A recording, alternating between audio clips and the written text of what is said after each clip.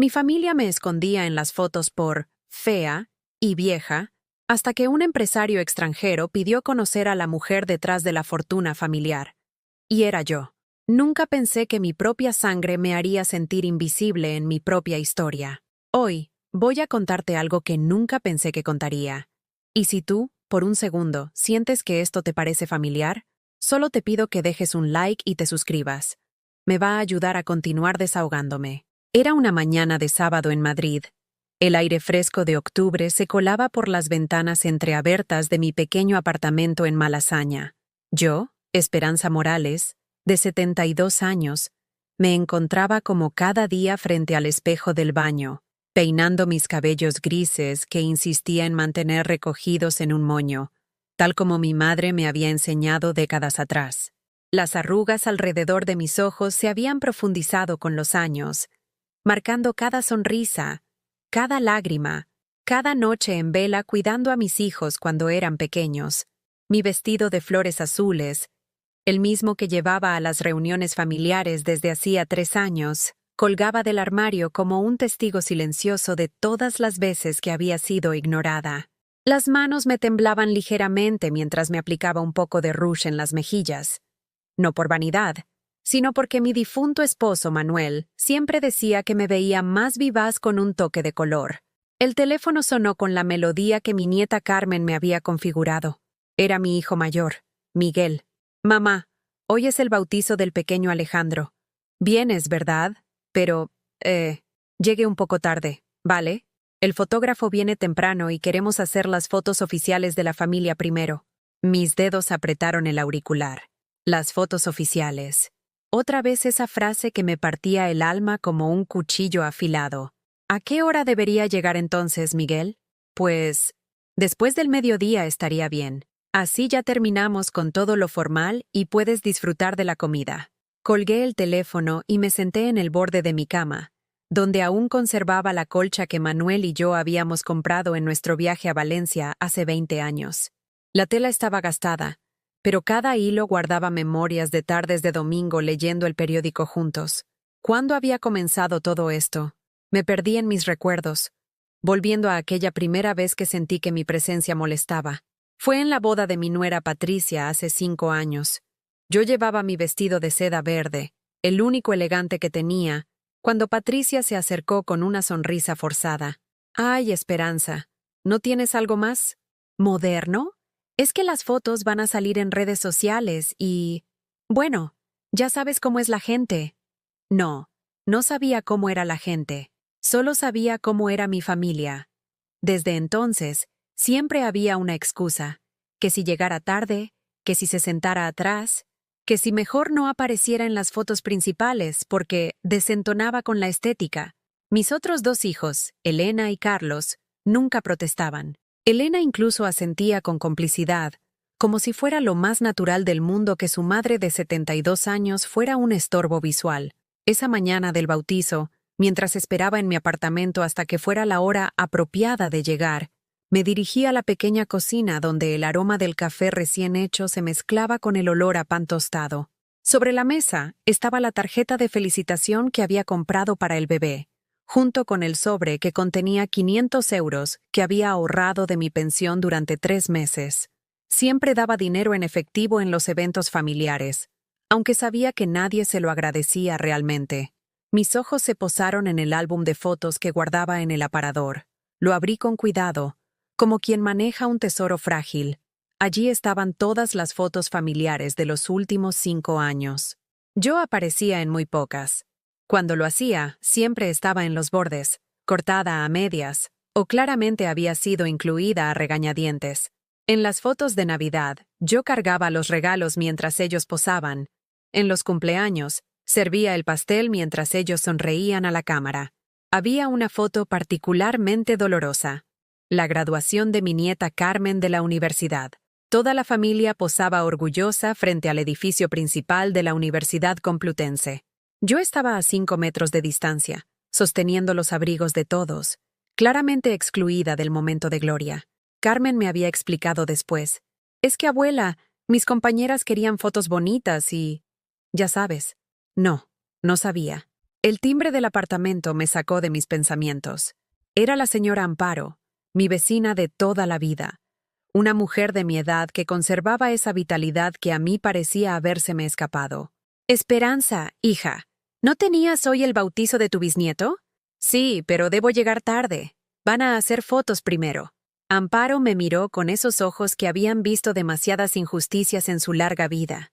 ¿Y tú no puedes salir en las fotos de tu propia familia? La pregunta quedó flotando en el aire como una verdad que yo no me atrevía a pronunciar. Me encogí de hombros, fingiendo que no me dolía. Es que yo no soy muy fotogénica, Amparo. Prefieren que salgan solo los jóvenes. Amparo se acercó y me tomó las manos con firmeza. Esperanza, cariño, tú criaste a esos niños. Les diste todo. ¿Cómo pueden tratarte así? Sus palabras se clavaron en mi pecho como agujas. Porque tenía razón. Yo había sacrificado mi juventud, mis sueños, mis ahorros por esos hijos que ahora me veían como un estorbo en sus perfectas composiciones familiares. Había trabajado turnos dobles como enfermera para pagarles estudios universitarios. Había cuidado a sus hijos cuando ellos no podían. Había sido el sostén emocional y económico durante las crisis matrimoniales de cada uno. Cuando Miguel se divorció, yo le di el dinero para el abogado. Cuando Elena perdió su trabajo, yo pagué la hipoteca de su casa durante 6 meses. Cuando Carlos quiso montar su propio negocio, yo le presté mis ahorros de toda una vida sin pedirle ni un papel firmado. Y ahora, a cambio, recibía invitaciones condicionadas y lugares en segunda fila en mi propia familia. Amparo se fue, pero sus palabras resonaron en mi apartamento vacío durante las siguientes 2 horas. Me quedé sentada en mi sillón favorito, ese de terciopelo burdeos que Manuel me había regalado en nuestro 30º aniversario, mirando por la ventana cómo la vida continuaba su curso en las calles de Madrid. Las familias paseaban juntas, abrazadas, riendo. Los abuelos cargaban a sus nietos en los hombros. Las fotos que se tomaban en la plaza incluían a todas las generaciones sin vergüenza ni discriminación. Cuando finalmente llegué al bautizo, 2 horas después de la ceremonia, encontré exactamente lo que esperaba. Todos estaban sentados a la mesa, comentando lo hermosas que habían quedado las fotos. Patricia me enseñó su teléfono móvil con una sonrisa radiante. «Mira, Esperanza, qué fotos más preciosas. Van a quedar perfectas en Instagram». En cada imagen vi exactamente lo mismo. Una familia completa, feliz, perfecta, sin mí. Me senté en la mesa del bautizo fingiendo que todo estaba bien, pero por dentro algo se había roto para siempre. El pequeño Alejandro dormía plácidamente en los brazos de Patricia mientras todos comentaban lo perfecto que había sido el evento.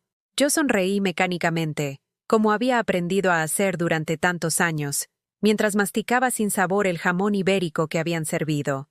«Abuela, ¿viste qué bonitas quedaron las fotos?» Carmen, mi nieta de 25 años, me enseñaba su móvil con entusiasmo genuino. En la pantalla desfilaban imágenes de una familia radiante. Miguel con su nueva novia Rocío, Elena con su marido Javier y sus 2 hijos, Carlos con Patricia y el bebé. Todos vestidos de colores coordinados, todos sonriendo hacia la cámara con esa felicidad perfecta que solo existe en las redes sociales. «Muy bonitas, cariño», murmuré, fingiendo interés mientras mi corazón se encogía un poco más con cada imagen. Carmen bajó la voz y se acercó a mi oído. «Sabes que yo quería que salieras en las fotos, ¿verdad? Pero papá dijo que...» Se quedó callada, como si hubiera dicho demasiado. «¿Qué dijo tu padre, Carmen?» Ella miró hacia abajo, jugueteando con su pulsera dorada. Dijo que las abuelas en las fotos principales, bueno, que hacían que todo se viera muy anticuado, como si yo fuera un mueble viejo que desentonaba con la decoración moderna de sus vidas perfectas. Esa noche, de vuelta en mi apartamento, me serví una copa del vino tinto que Manuel solía comprar en la bodega de la esquina. El líquido me quemó la garganta, pero no tanto como las palabras de Carmen. Me dirigí al armario donde guardaba las cajas de zapatos llenas de fotografías, cartas y recuerdos. Necesitaba recordar quién había sido yo antes de convertirme en esta sombra que molestaba en las composiciones familiares. Saqué una caja etiquetada 1985-1995 con mi letra cuidadosa Dentro encontré fotografías de cuando Miguel tenía 12 años y Elena 9. Allí estaba yo, con 45 años, sosteniendo a Carlos bebé mientras mis otros 2 hijos se aferraban a mis piernas. Llevaba puesto mi uniforme de enfermera porque la foto había sido tomada después de uno de mis turnos dobles en el Hospital La Paz. Recordé esa época con una claridad dolorosa. Manuel trabajaba de mecánico, pero su salario apenas alcanzaba para la hipoteca. Yo trabajaba 3 turnos por semana en el hospital, más guardias nocturnas los fines de semana.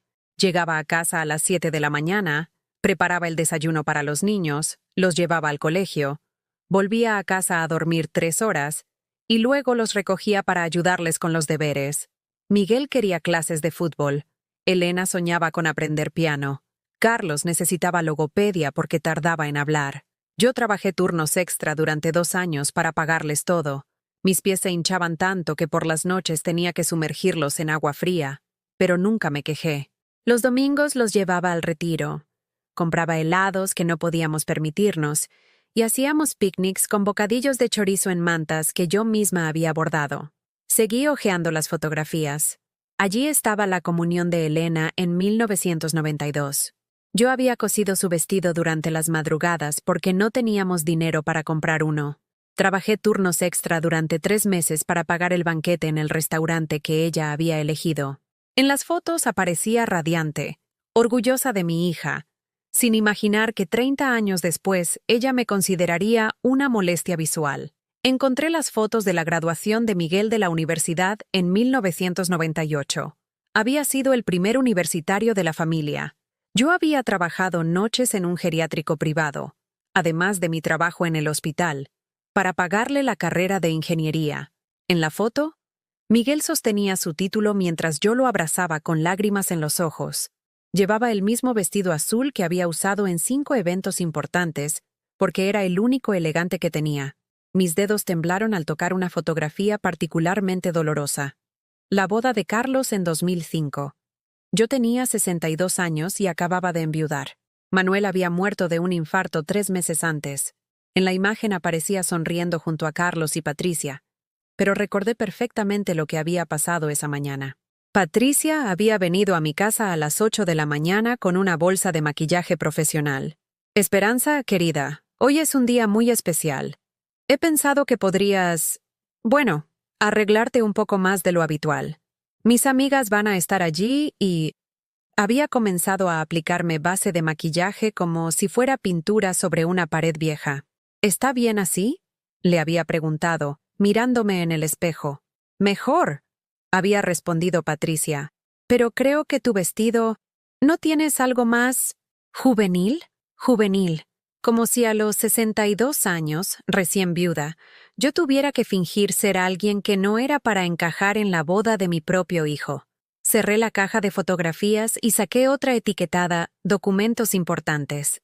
Dentro estaban las escrituras de la casa que había heredado de mis padres en Getafe, los certificados de depósito del banco donde tenía mis ahorros, y el testamento que Manuel y yo habíamos hecho juntos. Todo estaba a mi nombre, pero mis hijos no lo sabían. Creían que yo vivía únicamente de mi pensión de enfermera. La verdad era que Manuel y yo habíamos ahorrado durante 40 años. Cada peseta, cada euro había sido guardado con sacrificio.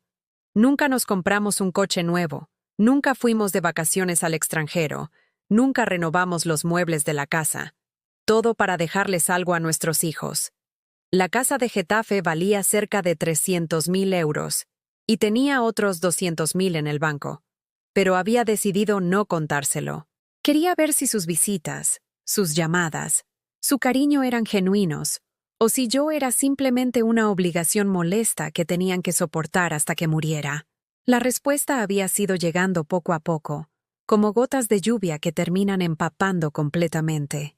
Miguel me visitaba cada 15 días, siempre con prisa, siempre mirando el reloj.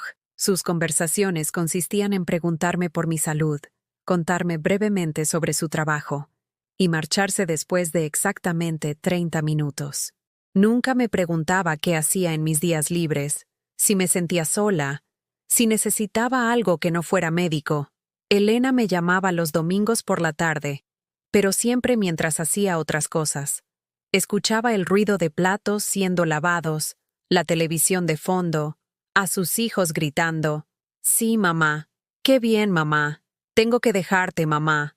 Eran sus respuestas automáticas mientras yo intentaba contarle sobre mi semana.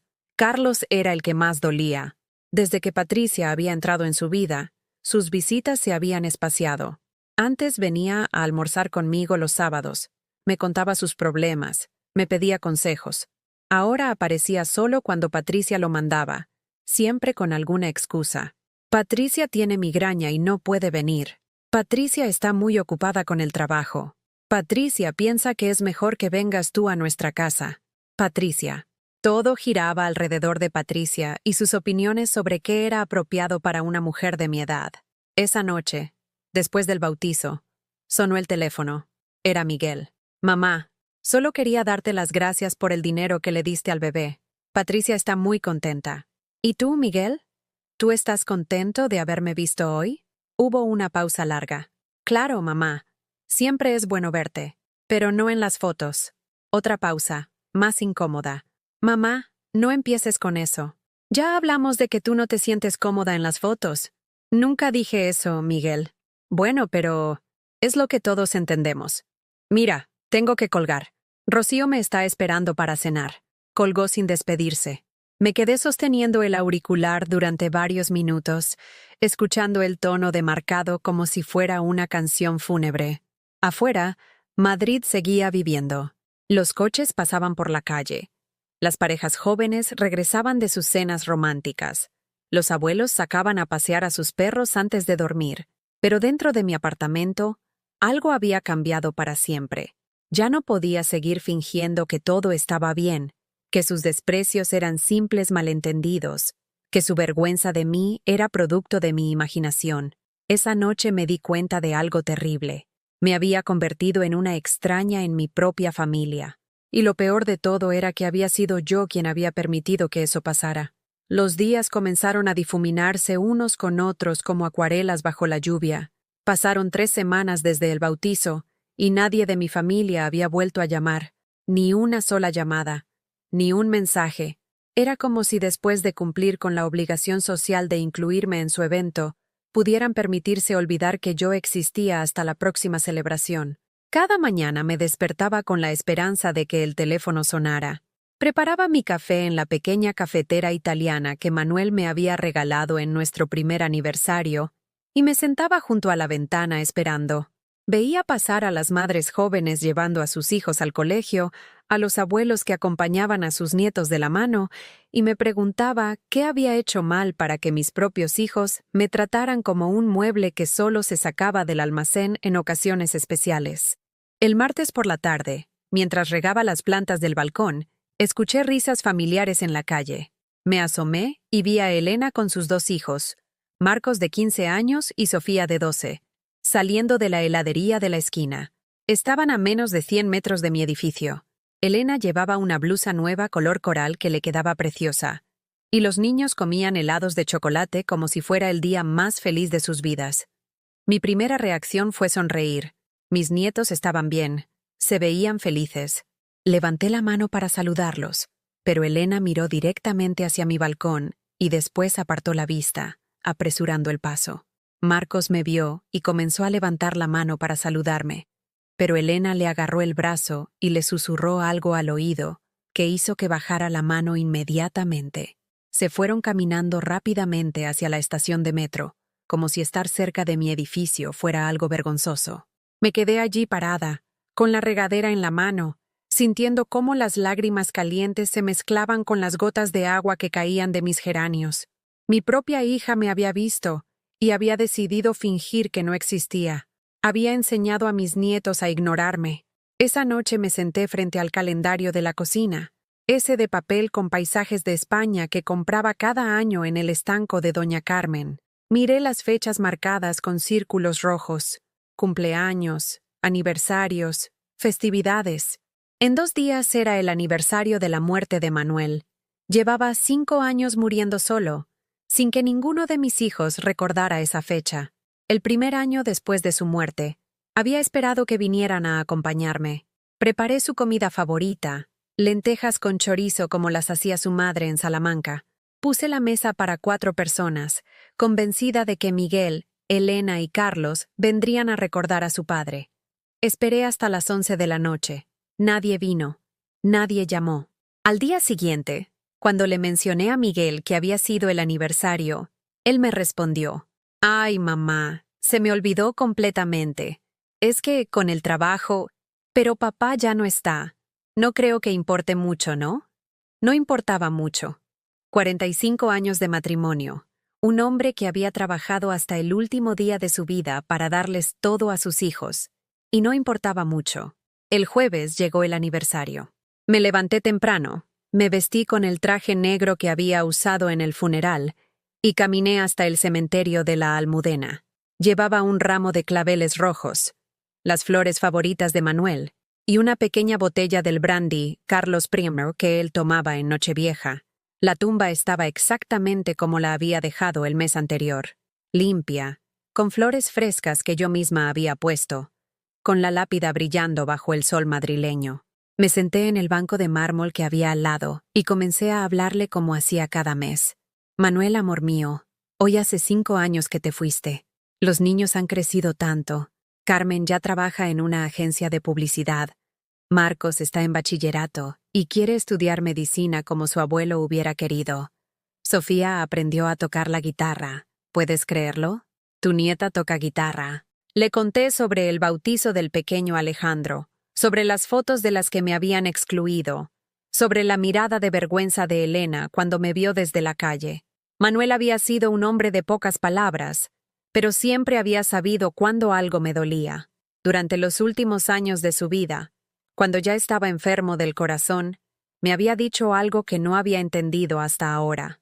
«Esperanza, cuando yo no esté, no dejes que te pisoteen. Tú vales más de lo que ellos creen, pero si no te respetas a ti misma, nadie lo hará».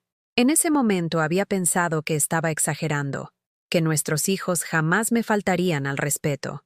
Pero Manuel había visto algo que yo no quería ver. Después de 2 horas en el cementerio, regresé a casa con el corazón pesado. Al llegar al portal de mi edificio, encontré al cartero entregando una carta certificada a la señora Amparo. «Doña Esperanza», me dijo el cartero, «tengo una carta para usted también. Es de un bufete de abogados». Subí a mi apartamento con manos temblorosas. ¿Un bufete de abogados? Abrí el sobre con cuidado y encontré una carta en papel membretado de Fernández & Asociados, un despacho en el centro de Madrid. «Estimada señora Morales, nos dirigimos a usted en representación de nuestro cliente, el señor Alessandro Benedetti, empresario italiano interesado en adquirir propiedades inmobiliarias en la zona sur de Madrid. Según nuestras investigaciones, usted es la propietaria de una finca en Getafe que coincide con los requisitos de inversión de nuestro cliente. El señor Benedetti estará en Madrid la próxima semana y le gustaría concertar una cita para discutir una posible transacción. Puede contactarnos al teléfono adjunto para coordinar una reunión. Atentamente, Ricardo Fernández, abogado. Leí la carta 3 veces, sin poder creer lo que veían mis ojos. ¿Cómo sabía este italiano sobre la casa de Getafe? Yo nunca había puesto la propiedad en venta. Nunca había hablado con ningún agente inmobiliario. La casa había pertenecido a mis padres, y después de su muerte la había heredado junto con mis hermanos. Pero ellos me habían cedido sus partes porque yo era la única que la mantenía y pagaba los impuestos. Era una casa pequeña pero bien ubicada, con un pequeño huerto donde mis padres habían cultivado tomates y lechugas durante décadas. Yo iba allí una vez al mes para limpiar, airear las habitaciones y asegurarme de que todo estuviera en orden. Había pensado dejarla en herencia a mis hijos, pero nunca se lo había mencionado. Esa noche llamé al número del bufete.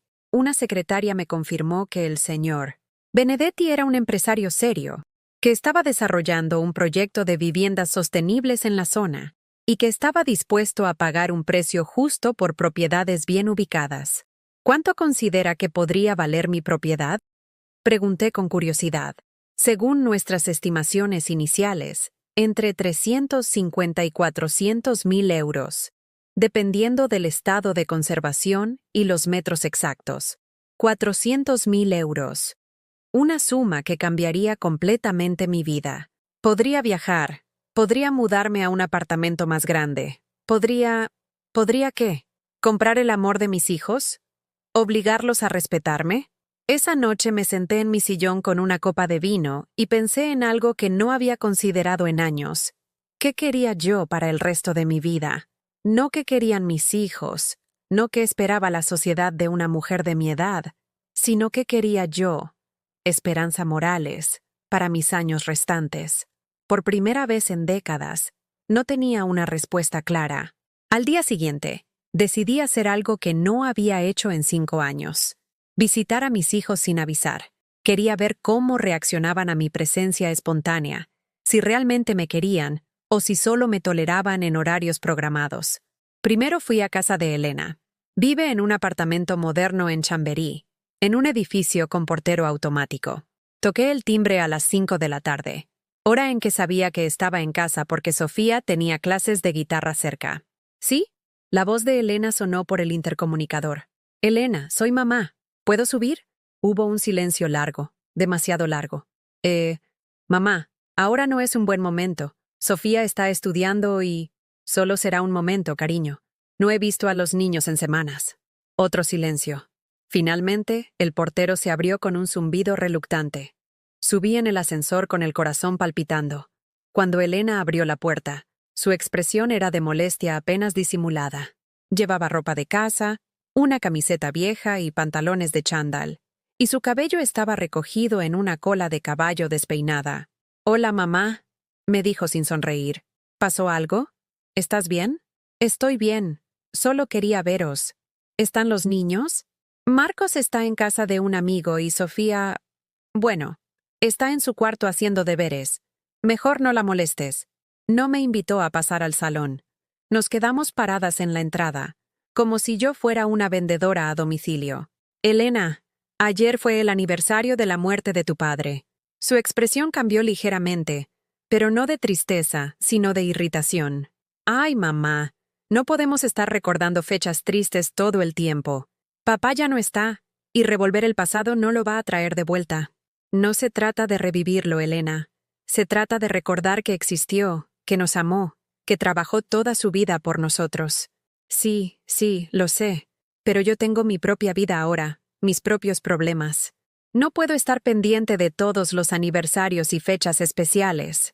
Fechas especiales. Como si el día en que murió su padre fuera una efemérides menor. Me quedé allí parada, mirando a mi hija, a esta mujer de 45 años que había criado con tanto amor, y no la reconocí. ¿Cuándo se había vuelto tan fría? ¿Cuándo había decidido que yo era una carga emocional que no quería cargar? «Bueno», dije finalmente, «solo quería veros. Ya me voy». «Vale, mamá. Te llamo la semana que viene, ¿sí?» Cerró la puerta antes de que yo llegara al ascensor. Bajé a la calle con las piernas temblorosas y me senté en un banco de la plaza cercana. Las madres jóvenes jugaban con sus hijos en el parque infantil. Los abuelos empujaban columpios. Las familias compartían meriendas en mantas extendidas sobre el césped, y yo estaba allí sola, completamente sola, dándome cuenta de que mi familia no me quería en sus vidas. No era que estuvieran ocupados o que fuera mal momento. Simplemente, mi presencia les molestaba. Por primera vez en mi vida, consideré la posibilidad de que tal vez era hora de dejar de intentar comprar su amor. 2 días después de mi humillante visita a Elena, decidí que necesitaba hablar con alguien sobre la carta del empresario italiano. No podía tomar una decisión tan importante yo sola, y por alguna razón que no acababa de entender, tenía la sensación de que esta oportunidad había llegado por algo más que casualidad. Llamé a Miguel, mi hijo mayor, el ingeniero, el que siempre presumía de saber de negocios y inversiones. Si alguien podía aconsejarme sobre la oferta por la casa de Getafe, era él. «Mamá, ¿estás bien? Es raro que llames entre semana», fue lo primero que me dijo cuando contestó el teléfono. Como si mi llamada fuera una interrupción molesta en su día perfectamente organizado. «Estoy bien, Miguel. Te llamo porque ha surgido algo importante y necesito tu consejo». «¿Qué ha pasado? ¿Estás enferma?» «No, no es eso. Se trata de dinero, de negocios. Un empresario italiano quiere comprarme la casa de Getafe. Hubo un silencio largo al otro lado de la línea. Después, escuché la voz de Miguel, pero era diferente. Más atenta, más interesada. ¿La casa de los abuelos? Pero mamá, esa casa no vale nada. Está en mal estado. Es muy vieja. El abogado dice que podría valer hasta 400.000 euros. Otro silencio, este aún más largo. Cuando Miguel volvió a hablar, su tono había cambiado completamente. 400.000 euros. Mamá, eso es mucho dinero. ¿Estás segura de que no es una estafa? Tengo la carta aquí. Es de un bufete serio del centro de Madrid. ¿Sabes qué? Será mejor que vengas a casa esta tarde. Rocío y yo podemos ayudarte a revisar los papeles. No vaya a ser que alguien se quiera aprovechar de ti. Por primera vez en meses, Miguel me había invitado a su casa.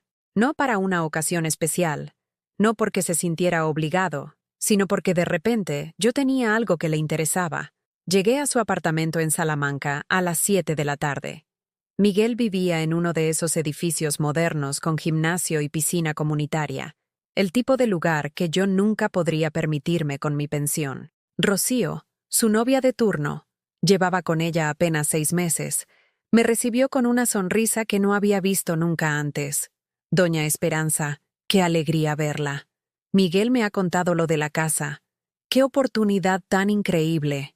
Me hizo pasar al salón. Me ofreció café en una taza de porcelana fina. Incluso me preguntó por mi salud con interés genuino. O eso me pareció. Miguel apareció con un portátil bajo el brazo y una actitud completamente diferente a la de siempre. Durante los siguientes 40 minutos, me hizo más preguntas sobre mi vida de las que me había hecho en los últimos 5 años. Mamá, enséñame la carta. Y también necesito ver las escrituras de la casa. Las escrituras están en mi apartamento, Miguel. ¿Tienes más propiedades? ¿Cuentas bancarias? Es importante que sepamos exactamente qué patrimonio tienes para poder aconsejarte bien. Patrimonio. Mi hijo estaba hablando de mi patrimonio como si fuera un caso de estudio. Miguel, solo tengo la casa y mis ahorros de la pensión. ¿Cuántos ahorros, mamá? La pregunta me incomodó. Durante 40 años, Manuel y yo nunca habíamos hablado de dinero con nuestros hijos. Era algo privado, personal, pero algo en la forma en que Miguel me miraba me hizo entender que mi respuesta era muy importante para él. No mucho. Unos 30.000 euros. Era mentira. Tenía casi 200.000, pero algo me decía que no debía contarle la verdad completa. 30.000 euros. Mamá, si vendes la casa por 400.000 y sumas tus ahorros, tendrías más de 430.000 euros. ¿Te das cuenta de lo que eso significa? ¿Qué significa, Miguel? Significa que podrías vivir muy bien el resto de tu vida. Podrías mudarte a una residencia de ancianos de lujo. Podrías viajar. Podrías hacer muchas cosas. Residencia de ancianos. Mi hijo de 48 años estaba planificando meterme en una residencia. Miguel, yo no quiero ir a una residencia. Estoy bien en mi apartamento. Sí, claro. Solo digo que tendrías opciones. Rocío se unió a la conversación con el entusiasmo de alguien que acababa de descubrir un tesoro. Ay, doña Esperanza, con ese dinero podría hacer tantas cosas.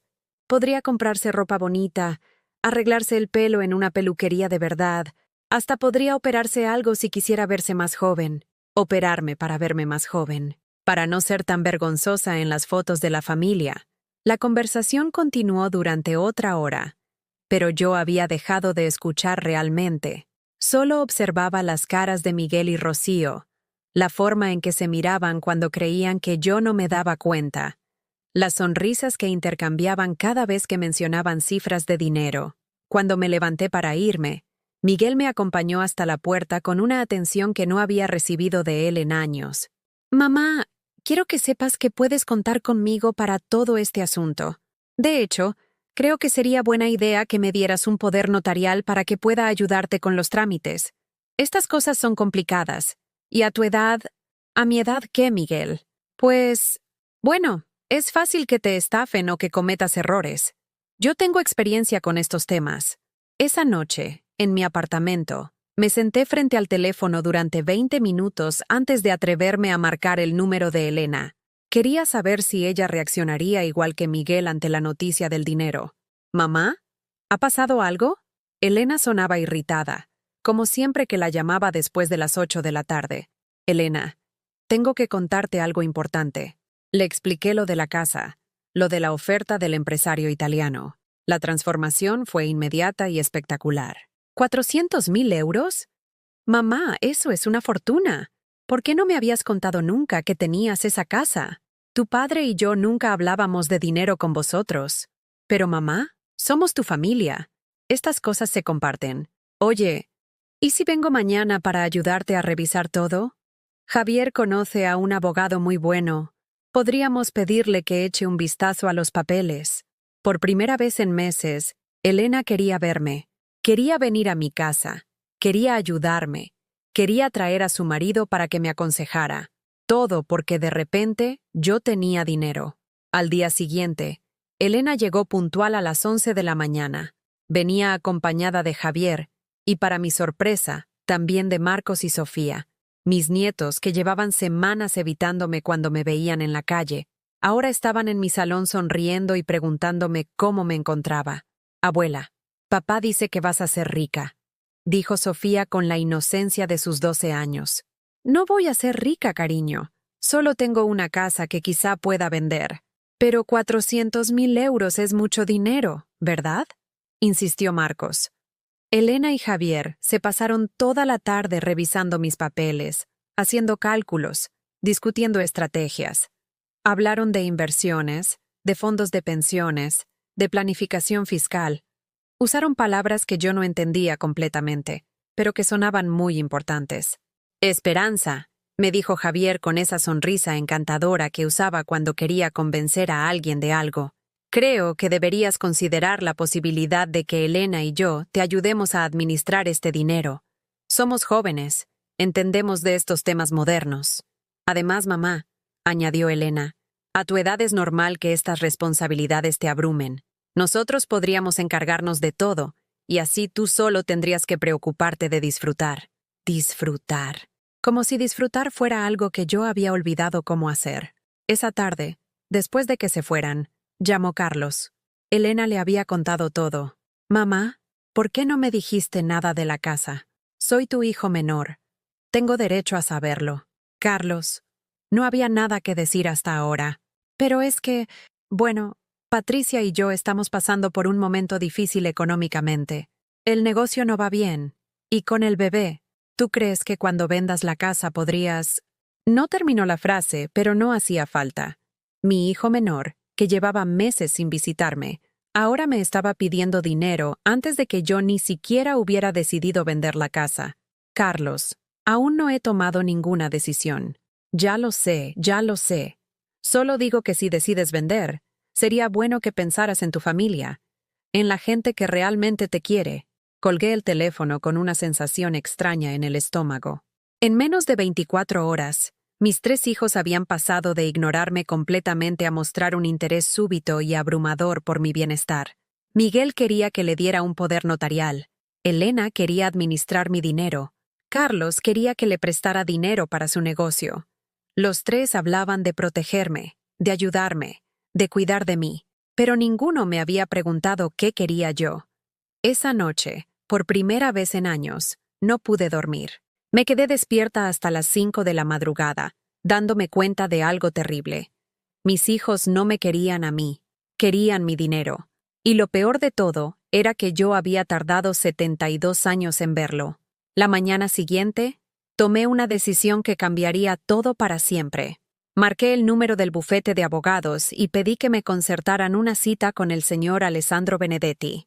Era hora de conocer al hombre que, sin saberlo, había puesto al descubierto la verdadera naturaleza de mi familia. La oficina del bufete Fernández y Asociados estaba en la Gran Vía, en uno de esos edificios elegantes con ascensores de espejo y suelos de mármol que me intimidaban. Me había puesto mi mejor vestido, el azul marino que guardaba para ocasiones especiales, y me había arreglado el cabello en la peluquería de mi barrio. Quería causar una buena impresión, aunque no estaba segura de por qué era tan importante para mí. Alessandro Benedetti resultó ser un hombre de unos 50 años, con canas distinguidas en las sienes y unos ojos verdes que me recordaron a mi difunto Manuel. Llevaba un traje impecable, pero no ostentoso, y cuando me estrechó la mano, lo hizo con la firmeza de alguien acostumbrado a tratar con respeto a todas las personas, sin importar su edad o apariencia. Señora Morales, es un placer conocerla. He oído hablar mucho de su propiedad en Getafe. Su español era perfecto, con apenas un ligero acento que lo hacía aún más encantador. Me invitó a sentarme en una silla de cuero frente a su escritorio, y por primera vez en meses, alguien me miraba a los ojos cuando me hablaba. Señor Benedetti, debo confesarle que estoy un poco sorprendida por su interés en mi casa. Es una propiedad muy modesta. Él sonrió de una manera que me hizo sentir cómoda inmediatamente. Señora Morales, permítame explicarle mi proyecto. Estoy desarrollando un complejo de viviendas sostenibles para personas mayores.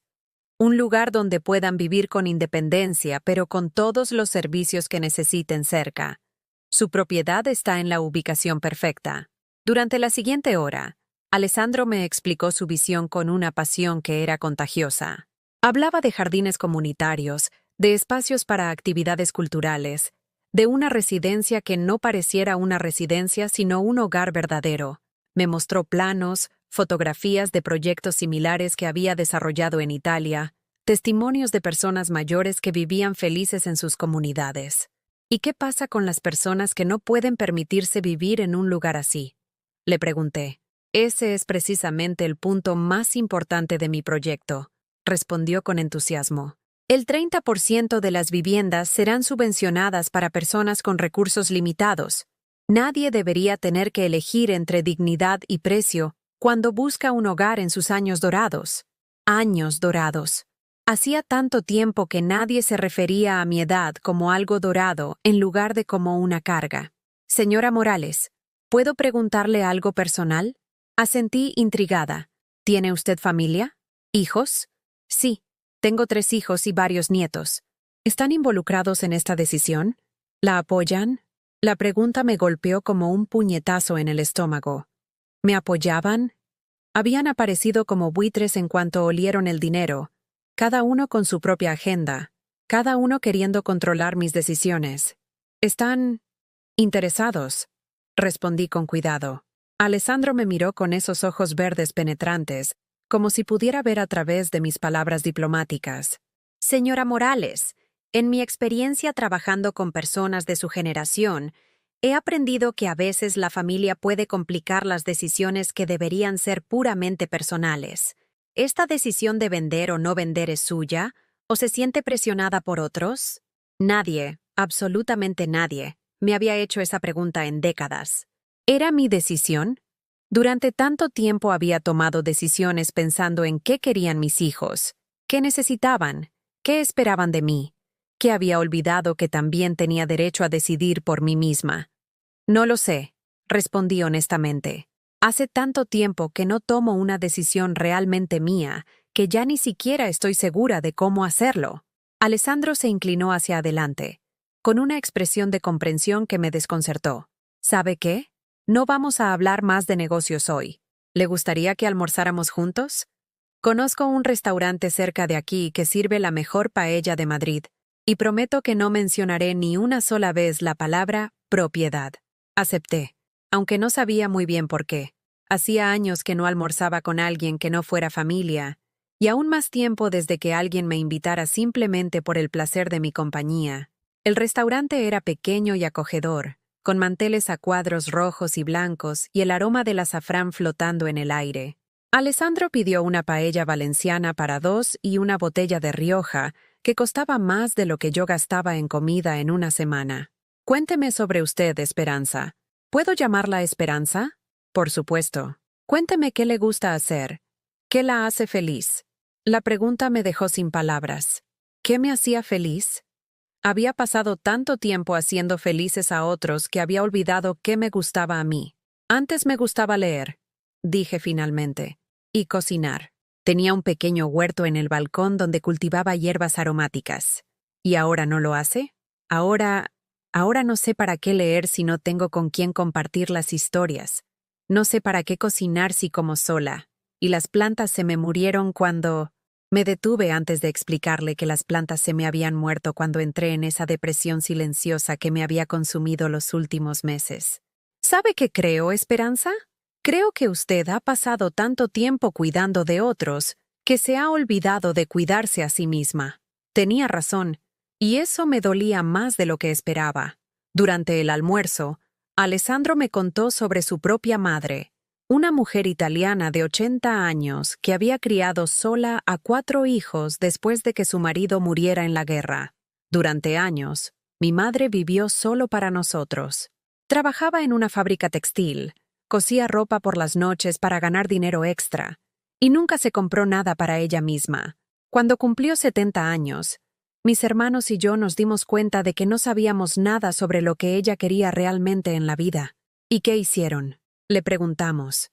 Por primera vez en nuestras vidas, le preguntamos qué quería hacer con el resto de su tiempo en este mundo. ¿Sabe qué nos dijo? Negué con la cabeza. Nos dijo que quería aprender a nadar. Había crecido cerca del mar, pero nunca había aprendido porque siempre había tenido otras responsabilidades. A los 70 años, mi madre aprendió a nadar.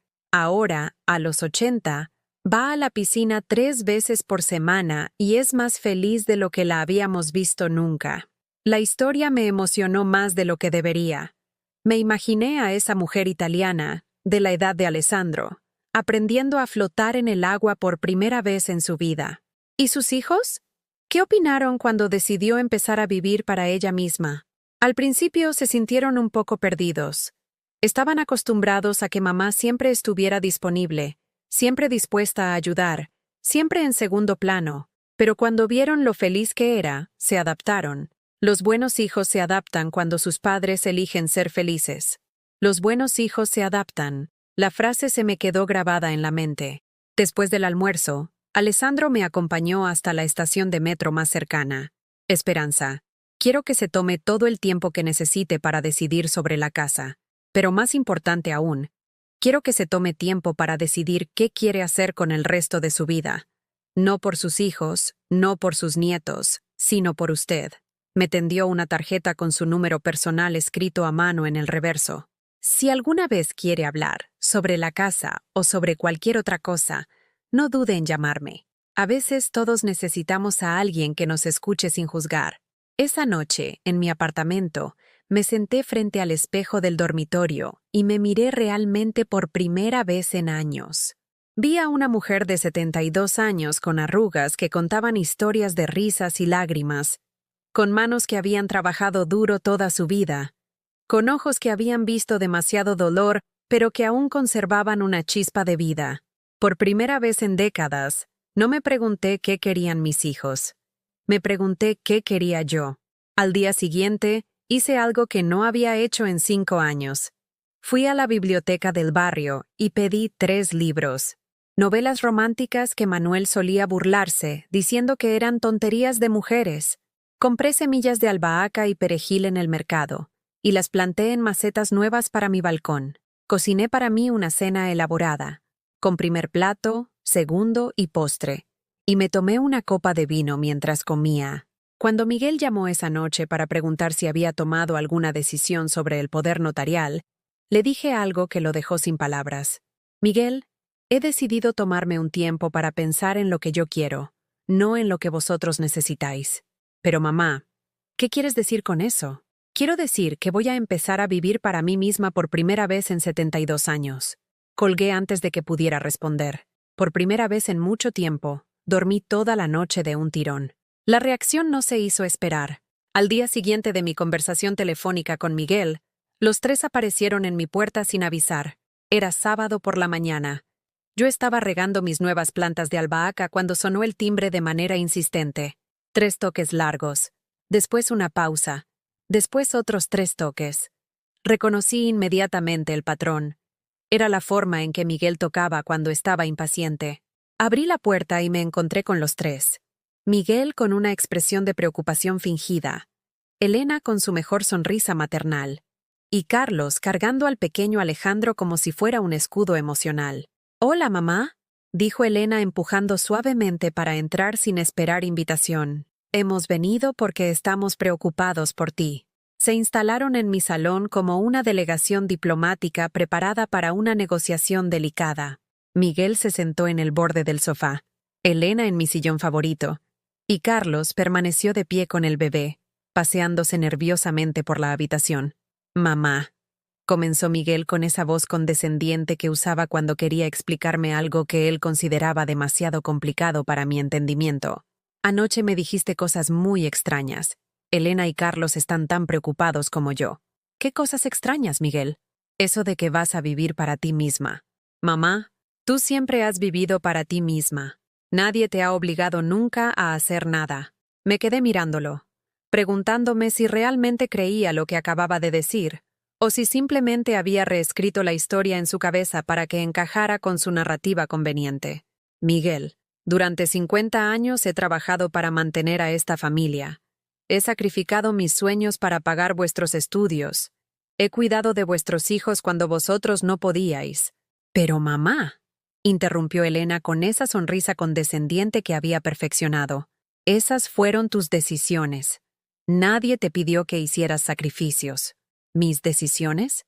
«Elena, ¿crees que elegí trabajar turnos dobles por diversión? ¿Crees que renuncié a mis planes por capricho?» Carlos dejó de pasearse y se unió a la conversación con la voz temblorosa de alguien que está jugando su última carta. «Mamá, no entendemos qué te ha pasado. Hasta hace una semana eras... bueno, eras normal. Y ahora de repente, hablas como si fuéramos unos hijos terribles que te han arruinado la vida». «No he dicho que seáis terribles, Carlos, pero lo estás insinuando», saltó Miguel. «Y francamente, mamá, me duele. Después de todo lo que hemos hecho por ti, ¿todo lo que habéis hecho por mí?» «¿Cómo qué?» Los tres se miraron entre ellos como si la pregunta fuera una trampa. «Bueno», tartamudeó Elena, «siempre hemos estado ahí para ti.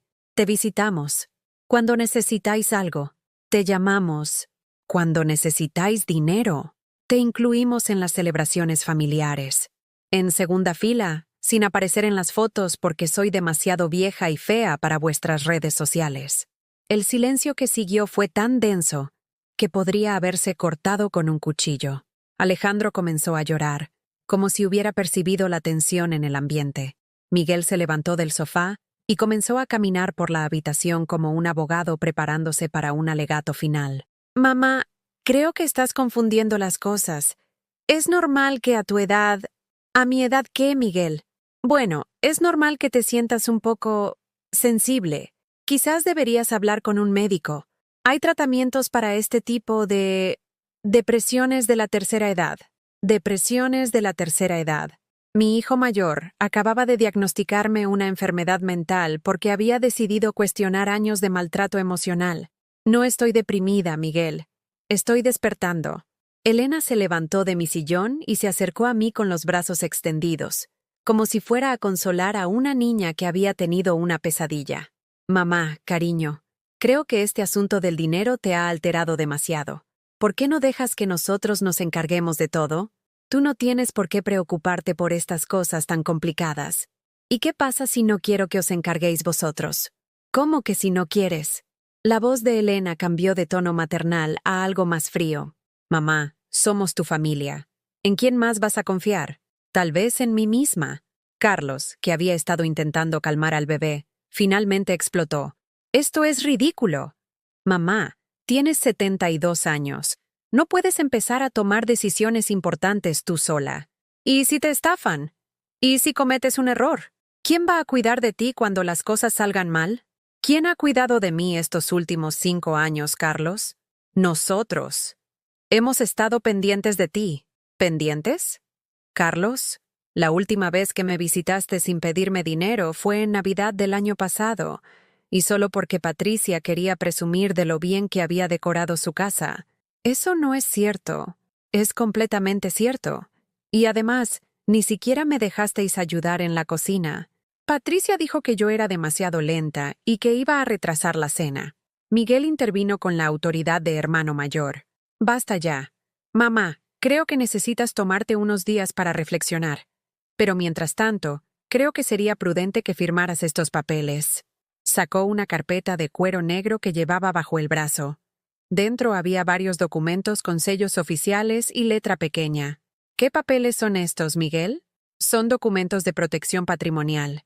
Básicamente, transfieren la administración de tus bienes a nosotros tres para protegerte de posibles estafas o decisiones precipitadas. Lo miré fijamente, sin poder creer lo que estaba viendo. Mis 3 hijos habían venido a mi casa con documentos legales preparados para quitarme el control de mi propia vida. ¿Habéis ido a un abogado? Solo para protegerte, mamá, dijo Elena con esa sonrisa falsa que había perfeccionado. Es lo que hacen todas las familias responsables cuando los padres llegan a cierta edad. ¿Cierta edad? Tengo 72 años, no 90.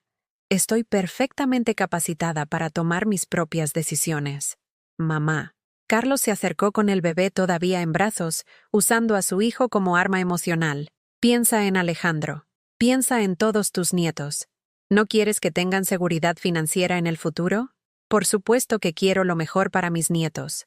Pero eso no significa que tenga que entregaros mi independencia.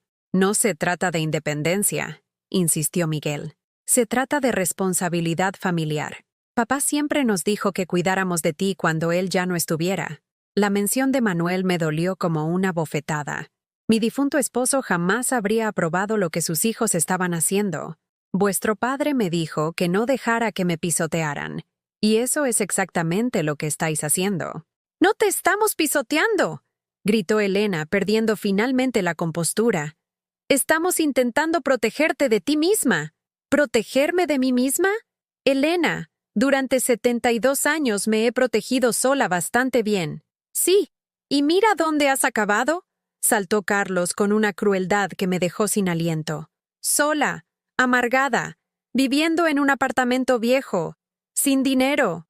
Tengo dinero, Carlos, más del que creéis. Exactamente. Y por eso necesitas nuestra ayuda para no perderlo. Miguel volvió a poner los documentos sobre la mesa de centro, justo delante de mí. Mamá, vas a firmar estos papeles, por tu propio bien. La frase quedó colgando en el aire como una amenaza. Por primera vez en mi vida, mis hijos me estaban dando una orden.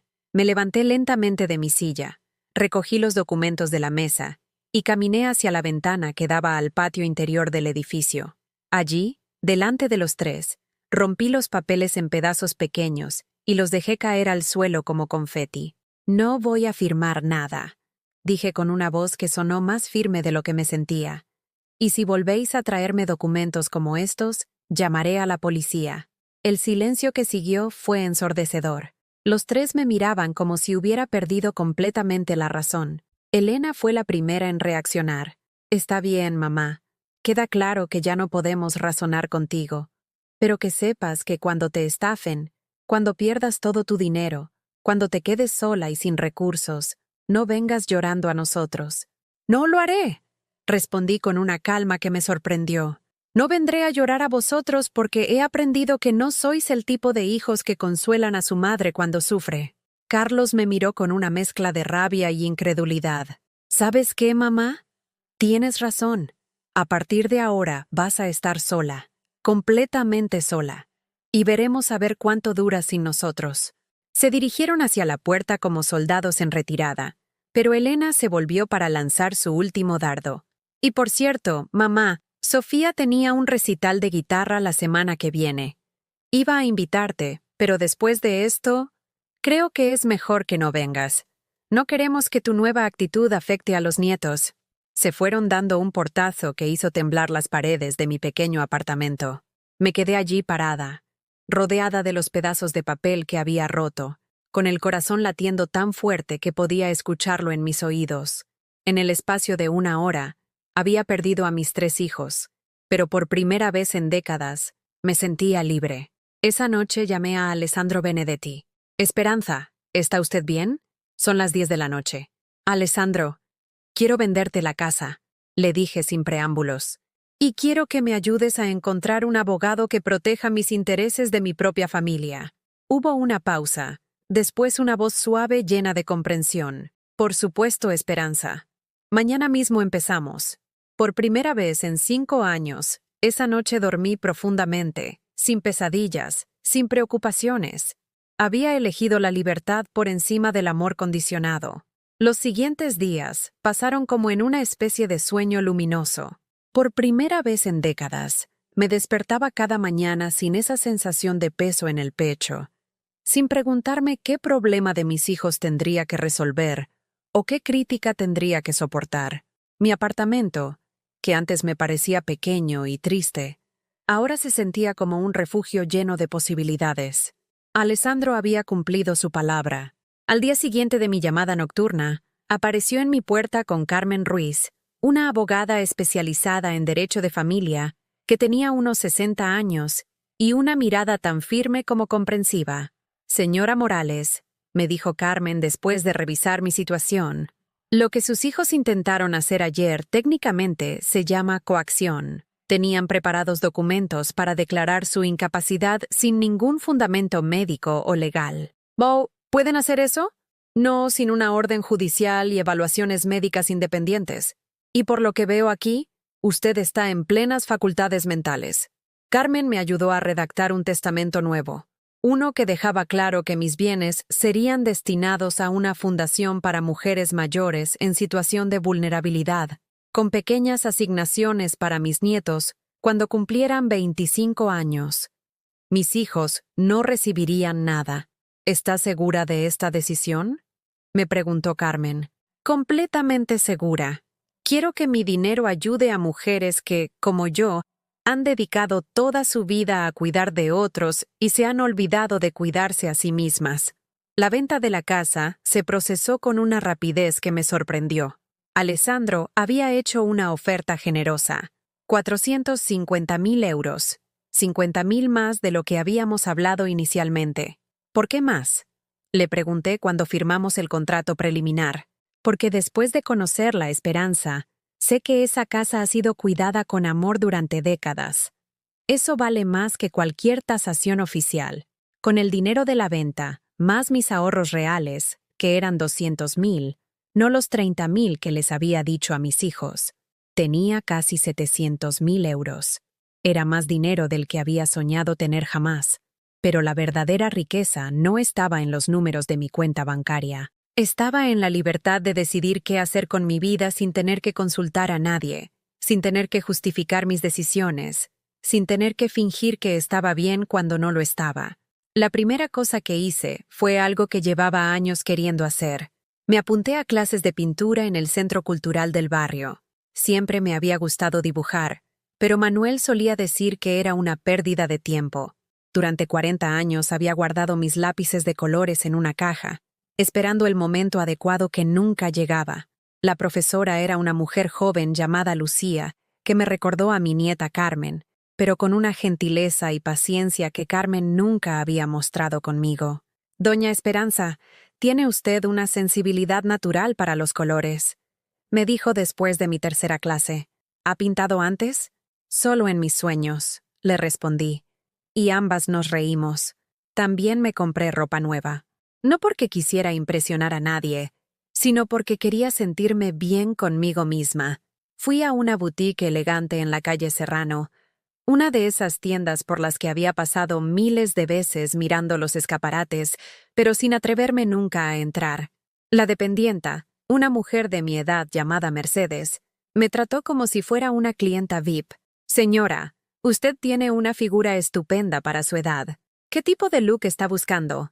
«Algo que me haga sentir viva», le dije, y ella entendió perfectamente. Me probé vestidos en colores que nunca había usado, un turquesa vibrante, un rojo burdeos, un verde esmeralda que hacía brillar mis ojos. Por primera vez en años, cuando me miré en el espejo, no vi a una mujer invisible, vi a Esperanza. Compré 5 vestidos, 3 pares de zapatos cómodos pero elegantes, y una chaqueta de cuero negro que me hacía sentir como una versión renovada de mí misma.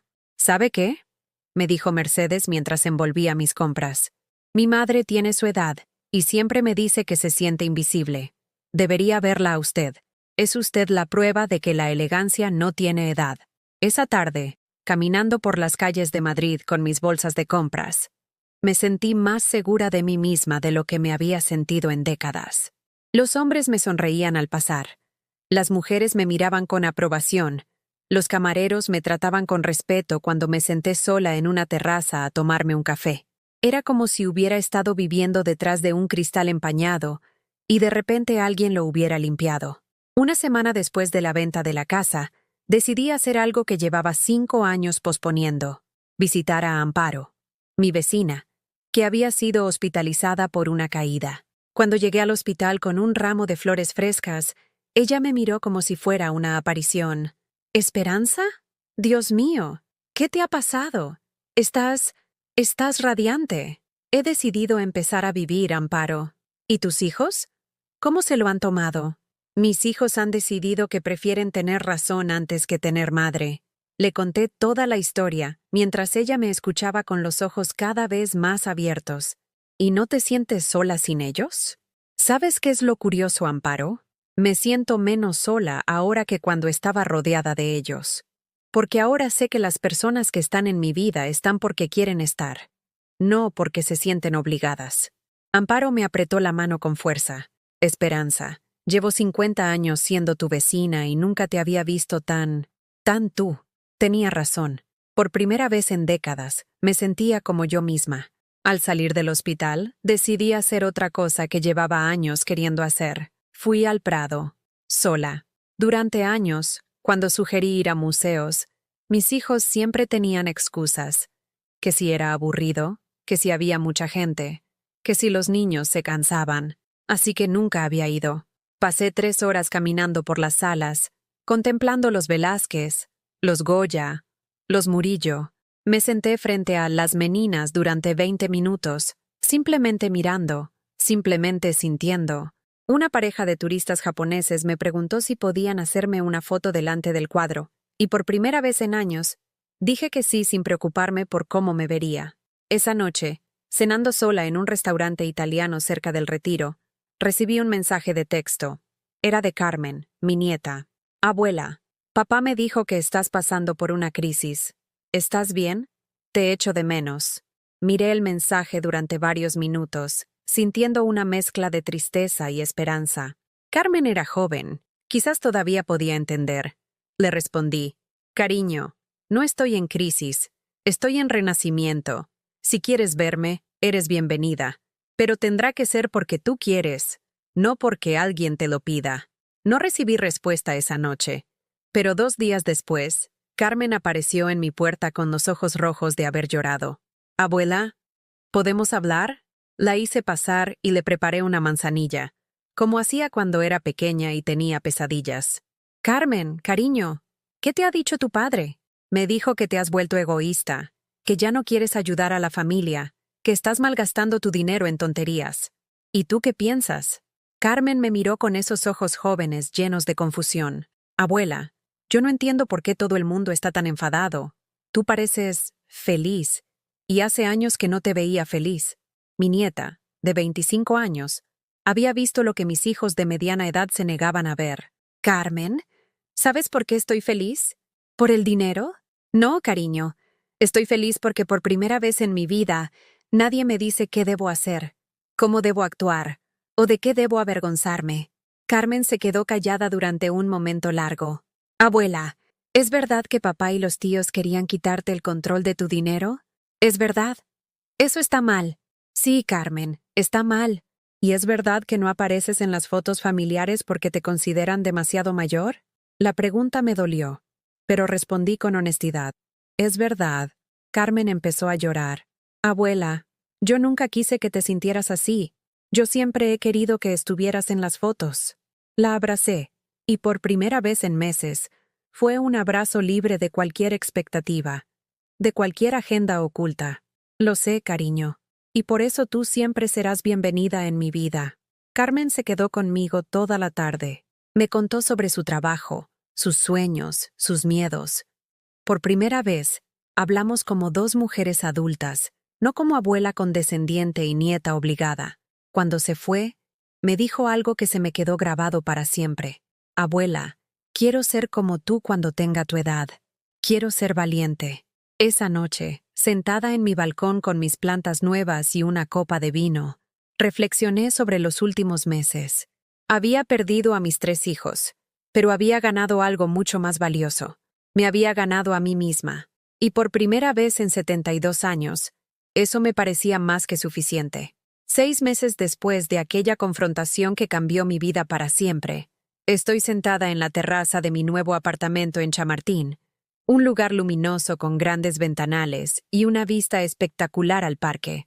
Es domingo por la mañana. El sol de abril entra suavemente por las cortinas blancas que yo misma elegí, y tengo una taza de café humeante entre las manos mientras escribo en el diario que empecé a llevar después de mi transformación. Han pasado tantas cosas que a veces me cuesta creer que toda esta vida nueva sea realmente mía. Alessandro y yo nos hemos hecho amigos verdaderos. Almorzamos juntos una vez por semana, y él me cuenta historias de sus proyectos mientras yo le enseño las pinturas que voy creando en mis clases de arte. La semana pasada terminé mi primer cuadro, un autorretrato donde me pinté no como la mujer invisible que era, sino como la mujer fuerte que he descubierto que siempre fui. El proyecto de viviendas sostenibles para personas mayores se está construyendo exactamente donde estaba la casa de mis padres en Getafe. Cuando Alessandro me llevó a ver los planos finales, me emocioné al ver que había incluido un jardín comunitario con hierbas aromáticas, igual que el que mis padres tenían. Es mi homenaje a la señora que me enseñó que el verdadero valor de una propiedad está en los recuerdos que guarda, me dijo. Carmen me visita cada domingo. Se ha convertido en mucho más que mi nieta. Es mi amiga, mi confidente, la única de la familia que entendió que mi decisión de liberarme no era un acto de egoísmo, sino un acto de supervivencia. Ella fue quien me ayudó a decorar este apartamento, quien me enseñó a usar aplicaciones en el móvil para pedir comida a domicilio cuando no tengo ganas de cocinar, quien me acompaña a exposiciones de arte y obras de teatro. Abuela, me dijo el domingo pasado mientras compartíamos una paella que habíamos cocinado juntas, quiero que sepas que hablar contigo sobre todo lo que pasó me ayudó a tomar una decisión importante. ¿Qué decisión, cariño? Rompí con Alejandro. Alejandro era su novio desde hacía 2 años. Un chico que siempre me había parecido demasiado controlador para una joven tan brillante como Carmen. ¿Puedo preguntar por qué? Porque me di cuenta de que me estaba pasando lo mismo que a ti. Él siempre tenía opiniones sobre mi ropa, sobre mis amigos, sobre cómo debía comportarme. Al principio pensé que era porque me quería, pero después de ver lo que tú viviste, entendí que el amor verdadero no trata de cambiar a la otra persona. Mi nieta había aprendido en 25 años una lección que a mí me había tomado 72 entender. Mis otros nietos, Marcos y Sofía, vinieron a visitarme hace un mes. Elena había intentado impedirlo, pero ellos, que ya tienen 15 y 12 años, decidieron venir por su cuenta. Fue una tarde hermosa y dolorosa a la vez. Marcos me pidió perdón por haber bajado la mano cuando su madre le dijo que no me saludara en la calle. Abuela, no entendía por qué mamá no quería que te viera. Ahora que soy mayor, me doy cuenta de que estaba mal. Sofía, mi nieta músico, me tocó una pieza en la guitarra que había compuesto especialmente para mí. Se llamaba La Abuela Valiente, y cuando terminó de tocar, las dos lloramos abrazadas. ¿Vendrás a mi próximo recital, abuela? Sin importar lo que diga mamá. Estaré en primera fila, cariño. Y cumplí mi palabra. Llegué al recital con mi vestido turquesa nuevo, y me senté en primera fila, sin importarme las miradas de desaprobación de Elena y Javier. Cuando Sofía terminó de tocar, se levantó del escenario y vino corriendo a abrazarme. Esa noche, Elena me siguió hasta el parking del colegio. Mamá, no puedes seguir haciendo esto. ¿Hacer qué, Elena? Confundir a los niños.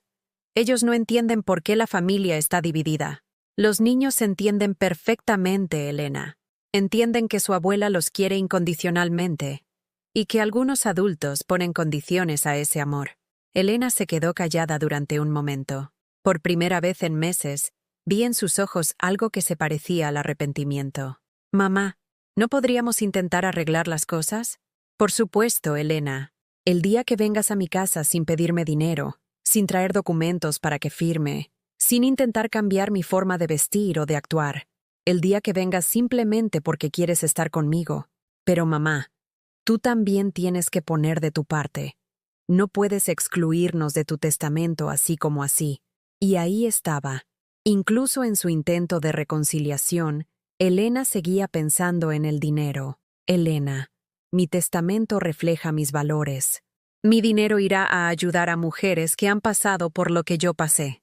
Es mi forma de asegurarme de que otras madres no tengan que elegir entre la dignidad y el amor de sus hijos. No he vuelto a saber de ella desde entonces. Miguel tampoco ha vuelto a llamar. Según Carmen, está furioso porque mamá se ha vuelto feminista radical en su vejez. Me reí cuando me lo contó. Si defender mi derecho a existir sin pedir perdón me convierte en feminista radical, entonces supongo que lo soy. Carlos fue el último en intentar un acercamiento. Apareció en mi puerta hace 3 semanas con el pequeño Alejandro en brazos y lágrimas en los ojos. Mamá, Patricia me va a dejar si no consigo dinero para salvar el negocio. Por favor, necesito tu ayuda. Lo invité a pasar. Le preparé un café y sostuve a mi bisnieto mientras él me contaba sus problemas económicos. El bebé me sonrió con esa inocencia pura que solo tienen los niños pequeños, y por un momento sentí el impulso de sacar la chequera y resolver todos los problemas de Carlos como había hecho durante tantos años. Carlos, le dije finalmente, ¿me estás pidiendo dinero porque me quieres, o me quieres porque tengo dinero? ¿Cómo puedes preguntarme eso, mamá? Porque durante 6 meses no has venido a verme. Durante 6 meses no has llamado para preguntarme cómo estoy. Y ahora apareces con tu hijo en brazos porque necesitas dinero. Carlos me miró con esos ojos que habían aprendido a manipularme desde la infancia. Mamá, si me das este dinero, te prometo que las cosas van a cambiar. Patricia y yo vamos a visitarte más, vamos a incluirte en todo. Carlos, stop. Ya no puedes comprar mi amor porque ya no está en venta. Se fue enfadado, pero cuando llegó a la puerta se volvió y me dijo algo que me rompió el corazón. Mamá, ¿qué te ha pasado? Antes eras buena. Sigo siendo buena, Carlos. Pero ahora también soy inteligente. Durante los primeros meses después de la ruptura familiar, hubo noches en las que me despertaba con dudas. ¿Había hecho lo correcto? ¿Era normal que una madre de 72 años cortara relaciones con sus propios hijos? ¿No debería haber sido más paciente, más comprensiva? Pero cada vez que empezaba a dudar, recordaba cómo me sentía cuando vivía para ellos. Invisible, agotada, constantemente pidiendo perdón por existir. Y entonces miraba a mi alrededor. Veía mis cuadros en las paredes, mis libros en las estanterías, mis plantas floreciendo en el balcón, y me daba cuenta de que por primera vez en décadas, mi casa era realmente mía. La semana pasada fui a visitar la tumba de Manuel. Le llevé flores frescas y le conté todo lo que había pasado. Manuel, amor mío, creo que finalmente entendí lo que me dijiste antes de morir, que no dejara que me pisotearan. Me tomó 5 años entenderlo, pero al final lo conseguí. Una brisa suave movió las flores que había puesto en su tumba, y por un momento tuve la sensación de que él me estaba dando su aprobación. Mientras caminaba de vuelta al coche, me crucé con una mujer de mi edad que lloraba frente a otra tumba. Se veía perdida, sola, con esa misma expresión de derrota que yo había tenido durante tantos años. Me acerqué a ella. ¿Está usted bien? Ella me miró con ojos llenos de lágrimas. Acabo de enterrar a mi marido. Y ahora mis hijos quieren vender la casa, meterme en una residencia. Dicen que es por mi bien, pero yo sé que es por el dinero. Le tendí mi tarjeta de visita, donde ahora pone Esperanza Morales, consultora en dignidad para mujeres mayores. Es mi nuevo proyecto, ayudar a mujeres como yo a reconocer su valor. Llámeme cuando esté lista para luchar por usted misma, le dije. Esta mañana, mientras escribo estas líneas en mi diario, reflexiono sobre todo lo que he aprendido en estos meses de libertad. He aprendido que el amor no duele, que la familia verdadera no humilla, que la edad no es una disculpa para ser tratada como un objeto. He aprendido que nunca es demasiado tarde para empezar a vivir la vida que realmente quieres, que la soledad elegida es infinitamente mejor que la compañía tóxica, y que el mayor acto de amor propio es negarse a ser pequeña para que otros se sientan grandes. Pero sobre todo, he aprendido que las personas que realmente te aman no desaparecen cuando dejas de ser útil para ellas. El teléfono suena, interrumpiendo mis reflexiones. Es Carmen. Abuela, ¿tienes planes para hoy? He pensado que podríamos ir al rastro juntas. Me encantaría, cariño. Mientras me preparo para salir, me miro en el espejo del recibidor. Veo a una mujer de 72 años con arrugas que cuentan historias, con canas que brillan como plata al sol, con ojos que han llorado mucho pero que ahora sonríen. Veo a una mujer que ha elegido su propia felicidad por encima de las expectativas ajenas. Y por primera vez en mi vida, me gusta lo que veo. Antes de salir, le hago una pregunta a quien me está escuchando. ¿Has vivido tú alguna vez algo parecido? ¿Conoces a alguien que haya tenido que elegir entre su dignidad y el amor condicionado de su familia? Cuéntamelo en los comentarios. Y si esta historia te ha tocado el corazón, por favor dale like y suscríbete al canal.